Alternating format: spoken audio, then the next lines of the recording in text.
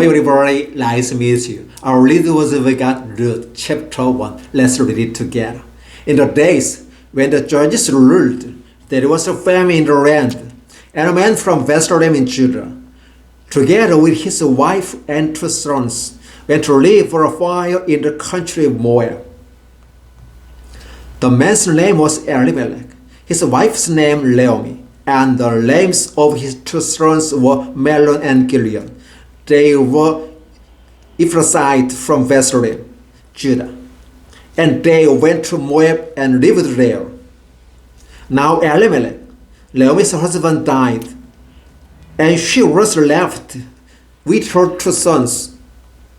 They married a Moabite woman, one named Orpah and the other Ruth, after they lived there about 10 years. But Mahlon and Chilion also died, and Naomi was left without her 2 sons and her husband. Then she heard in Moab that the Lord had come to the aid of his people by providing food for them. Naomi and her daughters-in-law prepared to return home from there. With her 2 daughters-in-law, she left the place where she had been living and set out on the road that would take them back to the land of Judah. Then Naomi said to her 2 daughters-in-law, "Go back, each of you, to your mother's home. May the Lord show kindness to you, as you have shown to your dad and to me.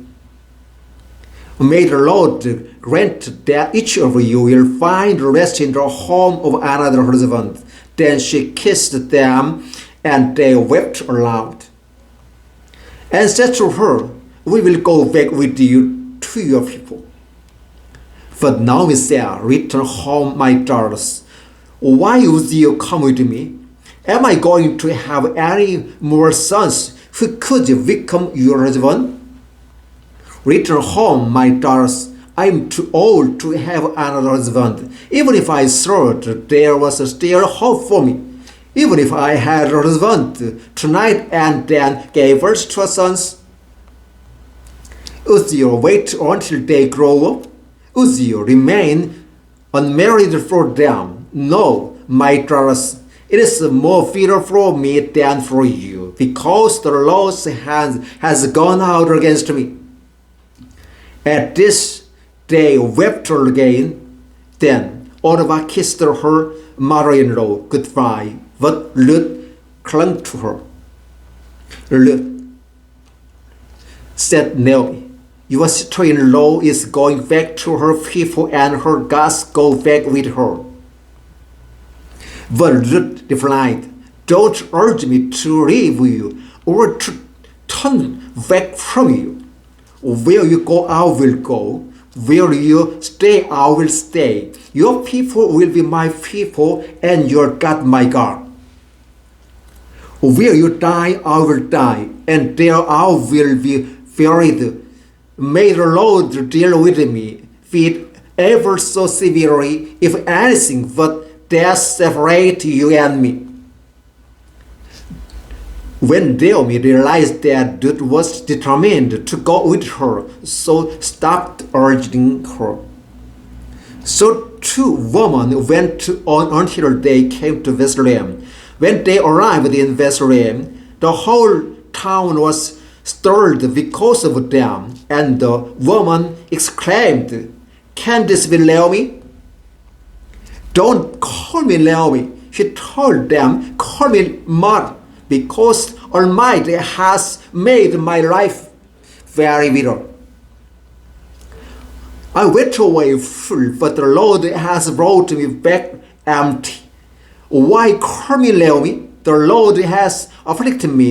The Almighty has brought misfortune upon me."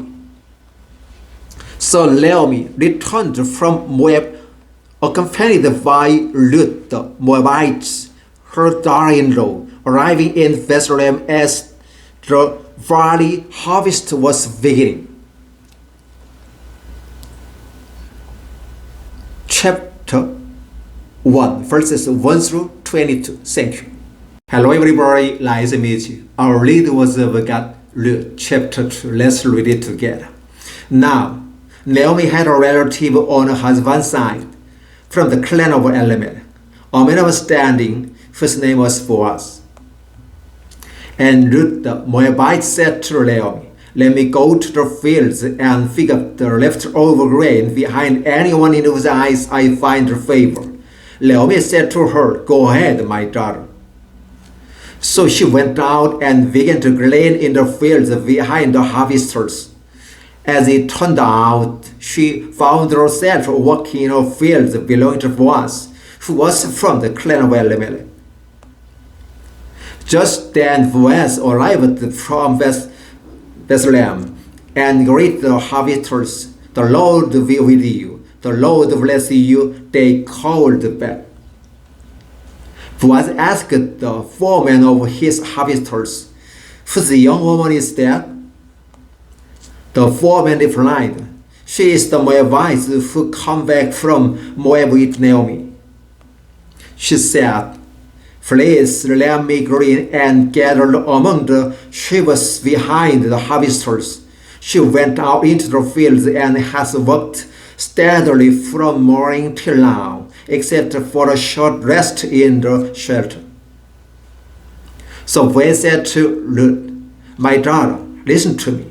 Don't go ahead glean in another field and don't go away from here. Stay here with my servants' girls. Watch the field where the men are harvesting and follow along after the girls. I have told the men not to touch you. Whenever you are thirsty, go and get a drink from the water jars the men have filled." At this, she bowed down with her face to ground. She exclaimed, "How have I found such favor in your eye that you notice me, a foreigner?"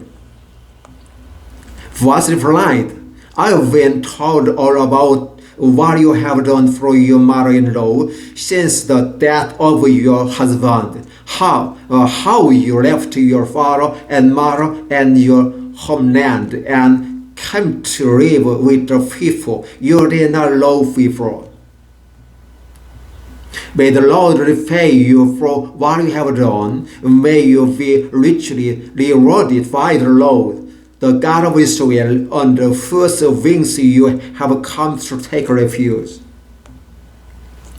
May I continue to find favor in your eyes, my Lord," she said. "You have given me comfort and have spoken kindly to your servant, though I do not have the standing of one of your servant's girls." And meanwhile Boaz said to her, "Come over here, have some bread and dip in the wine vinegar." When she sat down with the harvesters, he offered her some roasted grain, and she ate all she wanted and had some left over. As she got up to glean, Boaz gave orders to his man, "Even if he gathers among the sheaves, don't embrace her. Rather, pull out some stalks for her from the bundles and leave them for her to pick up, and don't rebuke her." So Ruth gleaned in the fields until evening. Then she threshed the barley and had gathered and it's announced to about an ephah. She carried it back to town, and her mother-in-law saw how much she had gathered. Ruth also brought out and gave her what she had left over after he had eaten enough. Her mother-in-law asked her, "Where did you glean today? Where did you work? Bless the man who took notice of you." Then Ruth told her mother-in-law about the one at whose place she had been working. "The name of the man I worked with today is Boaz," she said. "The Lord bless him," Naomi said to her daughter-in-law. "He has not stopped showing its kindness to living and the dead." She added, That man is our close relative. He is one of our kinsman redeemers. Then the Moabite said, he even said to me, stay with my workers until they finish harvesting all my grain. Naomi said to Ruth, her daughter-in-law, it will be good for you, my daughter, to go with the girls, because in someone else's fields you might be harmed. So Ruth stayed close to servant girls of West to glean until the barley and wheat harvest were finished, and she lived with her mother-in-law. Ruth chapter 2 verses 1 through 23. Thank you. Hello everybody, nice to meet you. Our reading was we got Ruth chapter 3. Let's read it together. One day, Naomi, her mother-in-law, said to her, my daughter, should I not try to find a home for you where you will be well provided for? It's not for us with whose servant girls you have been, a kinsman of ours. Tonight, he will be winnowing barley on the threshing floor. Wash and perfume yourselves and put your best clothes, then go down to the threshing floor. But don't let him know you are there until he has finished eating and drinking. When he lies down, go to the place where he is lying. Then go and uncover his feet and lie down. He will tell you what to do. I will do whatever you say, Ruth answered. So she went down to the threshing floor and did everything her mother-in-law told her to do. When Boaz had finished eating and drinking and was in good spirits, he went over to lie down at the fire and over the grain fire. Ruth approached quietly, uncovered his foot, and lay down. In the middle of the night, something startled the man, and he turned and discovered the man lying at his foot. Who are you? He asked. I'm your servant Ruth. She said, spread a corner of your garment over me, since you are the kinsman redeemer. The Lord bless you, my daughter, he replied. This kindness is greater than that which you showed earlier. You have not run after the younger man, whether rich or poor. And now, my daughter, don't be afraid. I will do for you all you ask. All my fellow townsmen know that you are a woman of noble character. Although it is true that I'm near of skin, there is a kinsman redeemer near than I. Stay here for the night, and in the morning, if he wants to redeem, good, let him redeem. But if he is not willing, as surely as the Lord lives, I will do it. Lie here until morning. So she lay at his feet until morning. But God forbid, for Annie could not be recognized, and he said, don't let it be known that a woman came to the threshing floor. He also said, bring me the shawl you are wearing, and hold it out. And she did so. He folded into it 6 measures of barley and put it on her. Then he went back to town.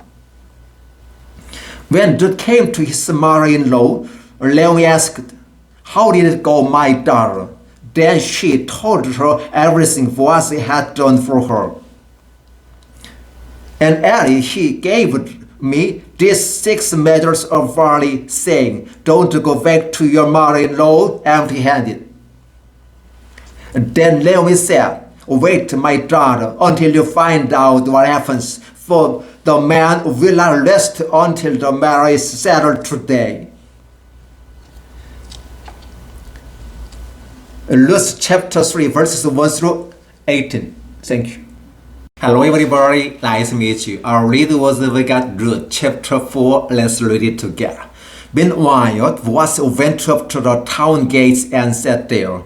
When the kinsman redeemer he had mentioned come along, Boaz said, "Come over here, my friend, and sit down." So he went over and sat down.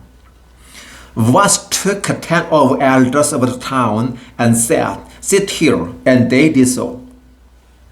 Then he said to the kinsman redeemer, "Naomi, who has come back from Moab, is selling the pieces of land that belonged to our brother Elimelech. I thought I should bring the matter to your attention and suggest that you buy it in the presence of this city here, and in the presence of the elders of my people. If you will redeem it, do so. But if you will not, tell me, so I will know. For no one has the right to do it except you, and I am next in line. I will redeem it," he said. Then Boaz said, "On the day you buy the land from Naomi and from Ruth the Moabites, you acquire the dead man's widow in order to maintain the name of the dead with his property." At this, the kinsman redeemer said, "Then I cannot redeem it, because I might endanger my own estate. You redeem it yourself. I cannot do it." Now, in earlier time in Israel, for the redemption and transfer of property to become final, one party took over his sandal and gave it to the other. This was the method of legalizing transaction in Israel. So the kinsman redeemer said to Boaz, "Buy it yourself," and removed his sandal. Then Boaz announced to the elders and all the people, "Today you are witness that I bought from Naomi all the property of Elimelech, Kilion, and Mahlon. I have also acquired Ruth in the Moabites, Mahlon's widow, as my wife, in order to maintain the name of the dead with his property, so that his name will not disappear from among his family or from the town records. Today you are witness."